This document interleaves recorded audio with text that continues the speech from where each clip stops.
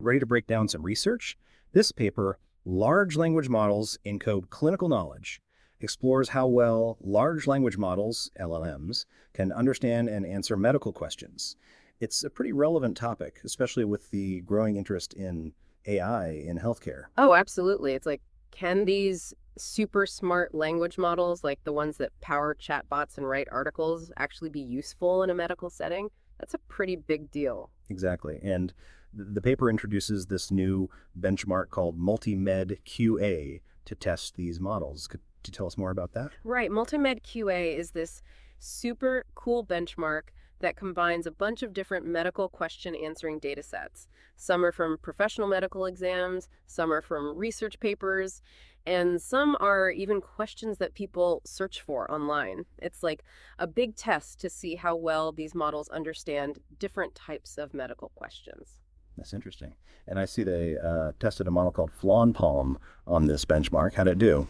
FlanPaLM did exceptionally well on the multiple choice questions, achieving state of the art accuracy on all of them, even beating out some other really strong models.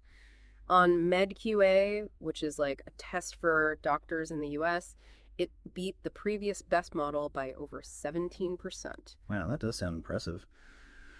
But I guess multiple choice questions are just one part of the picture. What about more open-ended questions, like the ones people might ask their doctor?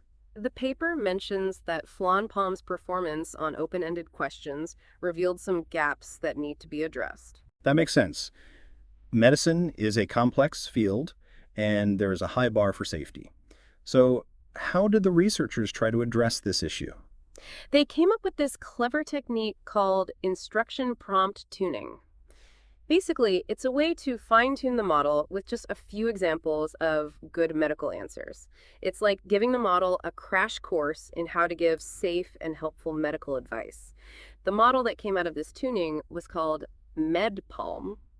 MedPalm, huh? And did that improve things? It did. MedPalm's answers were a lot better than FlanPalm's. They were more in line with what doctors would say and less likely to be harmful.